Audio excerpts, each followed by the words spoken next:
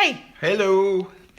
We're here to give you our daily kitchen wisdom, me and Bob. He's wearing his York University shirt. He's an alumnus from York University. And shout out to all the people at York University who are right now getting their courses online and rallying. I work at York, and we had a nice Zoom meeting today with the team just to talk about how everybody's doing. Isn't it nice how people are reaching out to one another to find out how each other are doing? It's very emotional, actually, the number of people that we've talked to. Last night we spoke with my young cousin and his beautiful young family who live in central Queensland,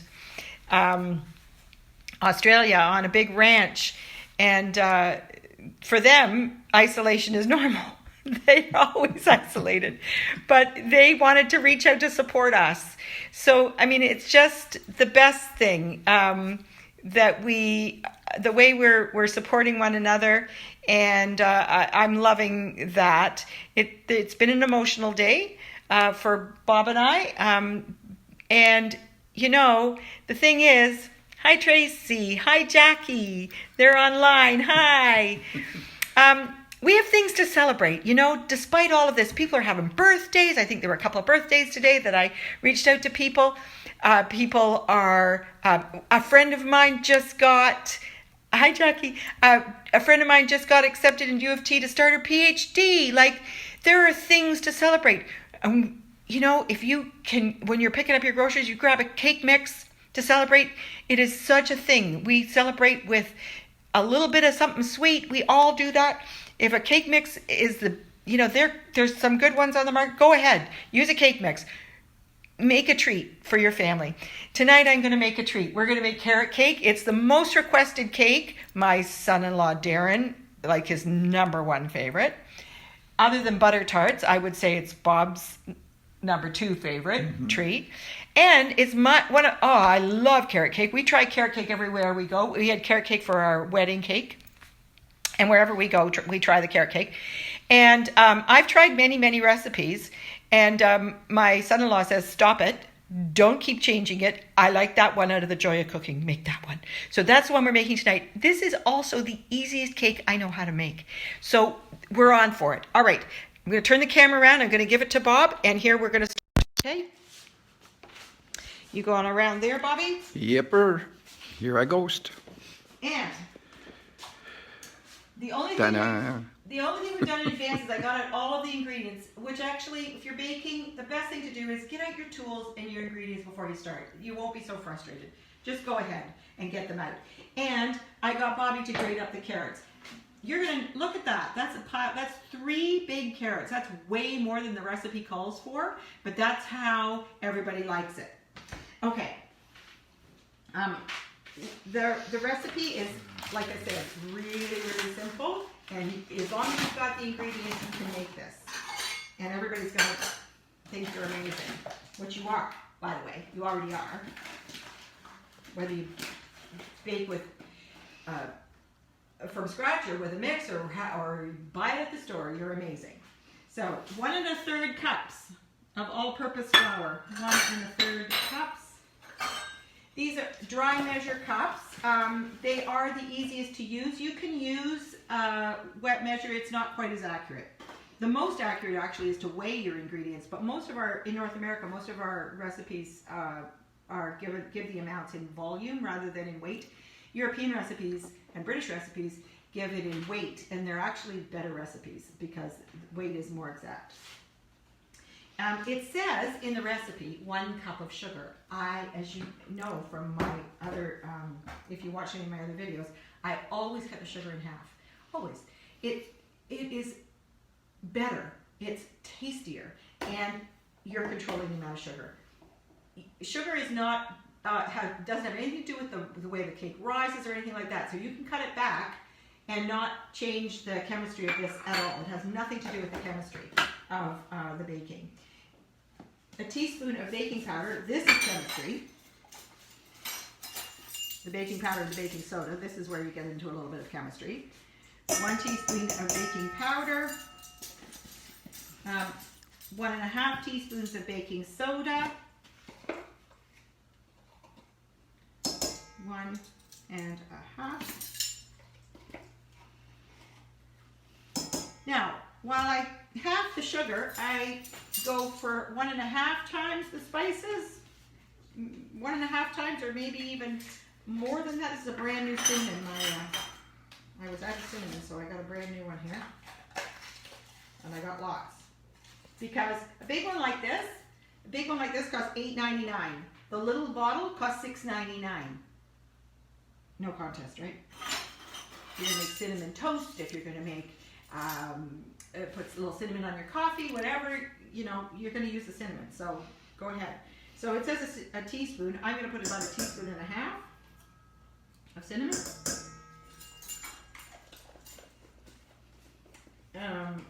A 1/2 teaspoon of cloves. Now, cloves are pretty strong, so I'm not gonna go to the full teaspoon. I'll go for about 3/4.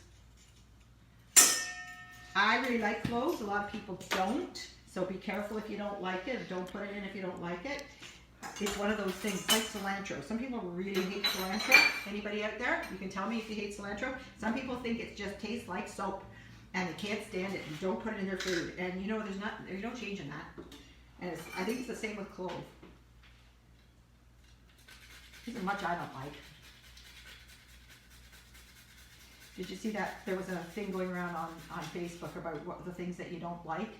And there were actually 8 things on there that I don't like, which was shocking to me because I didn't think there was much in the world I don't like. I don't like blue cheese, by the way. There's one. So I won't be making anything with blue cheese.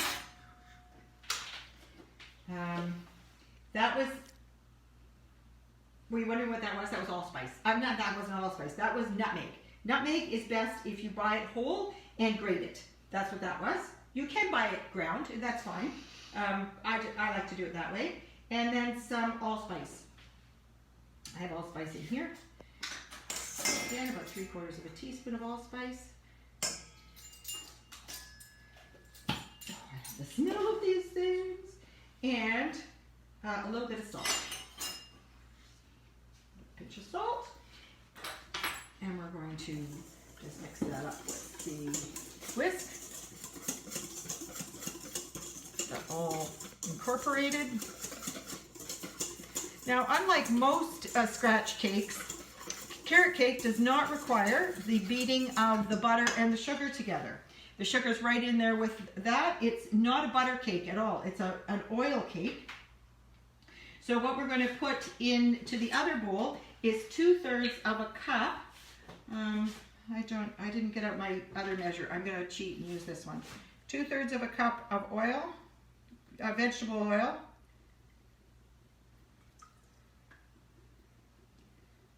This is canola oil, 2/3 of a cup.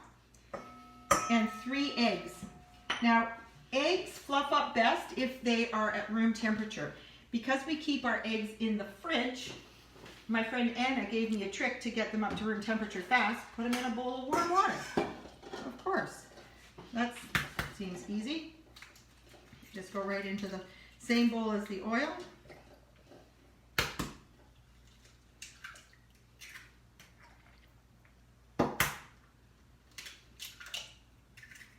And whisk that up.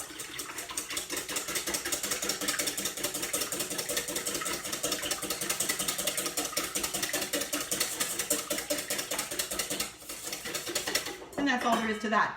I actually forgot. Can you come over here, Bob? I should have got my pan ready first. I sort of had it ready. Here's my pan. I've got a little bit of parchment paper, which again is optional. It's hard to hear us. Normally it's not, so they're asking for the volume to go up. Oh, let me see. I wonder how I do that.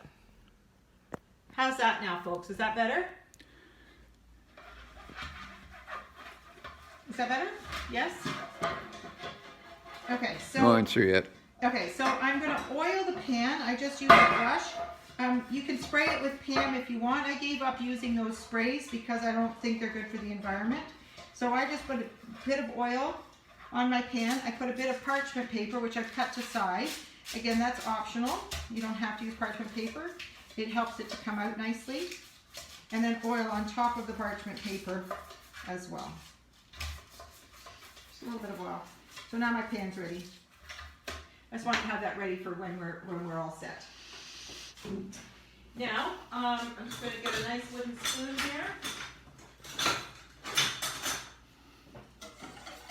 We're going to make a little hole in the center of the dry ingredients so that you can see the bottom of the bowl. And we're going to pour in the liquid ingredients. Like that.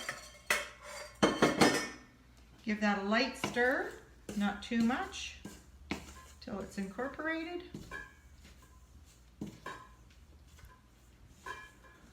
I think Tracy just wants the volume turned up some more.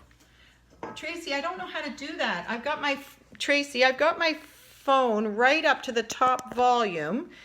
So I don't, no, it's us who has to turn up our volume.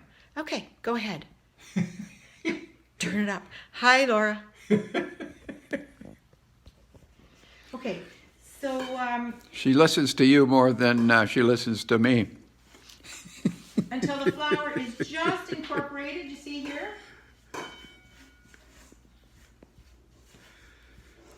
And then we're going to slide in this grated carrot. This is a lot of carrot. I like a lot of fruit and carrot in my carrot cake. I want to see the carrots in there. Maybe you don't want as much. It calls for 1.5 cups. That's like 3 cups. And I'm going to get some raisins. And my granddaughter Jamie is not coming over anytime soon, so we can have raisins in the carrot cake. If she was coming, she would say, "Grandma, that's disgusting," and she wouldn't eat it. On her list, raisins, cooked raisins is her thing that she just cannot tolerate. All right, I'm going to put in about that much. I don't know how much that is. You can put nuts in there too. Walnuts are really good in there. You can chop up some pecans. You can put some coconut. Some people put crushed pineapple. That's an optional. You can drain off, you can buy a tin of crushed pineapple, drain off the liquid, and mix that into there. But I'm just going to go old school here and just do raisins. You're going to see that the carrot starts to add a little liquid. And that's perfectly fine. Did I tell you this was the easiest cake ever? Because it's ready. That's it. That's all there is to do. It's going in a pan.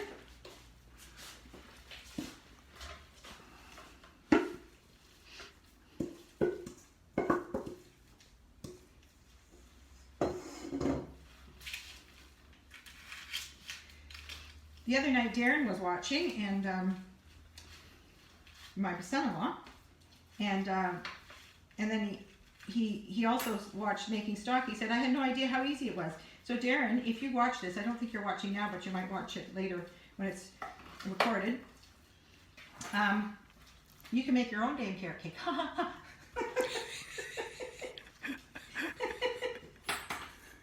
You know I love you.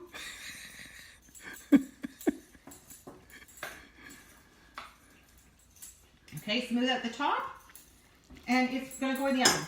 Going in, I've got this 350, and it's going in for maybe 30 minutes around there. You're going to have to keep an eye on it, depending on your stove, right? You get to know your stove. Tester in the center is going to come out clean, like a skewer or a toothpick or a sharp knife. Just go in the center, make sure it comes out clean, then you'll know it's done. And later on, I'm going to come back live when this is out of the oven and cool. And we're going to make cream cheese icing. And it is like, what is carrot cake without cream cheese icing? I mean, you can eat it plain, but if, you know, really, you have to have cream cheese icing. So we'll make that later on, okay? How much time are we talking? Did somebody ask how much time? No, I'm asking how much time. Yes, I'm somebody too. Okay. Like I said, it's going to take about 30 minutes, and I'm going to have to let it cool for maybe an hour. But I'll make the cream cheese frosting prior to that. So if you guys come back, I'll be back in a little while. I'll text you when I'll put it online, like with a little warning that I'm coming back, and we'll make the cream cheese frosting. Does that sound good to everybody? Yeah? Okay. I'll see you later. See you later. Okay, bye for now. Bye. Push the finish button, Bob. Finish.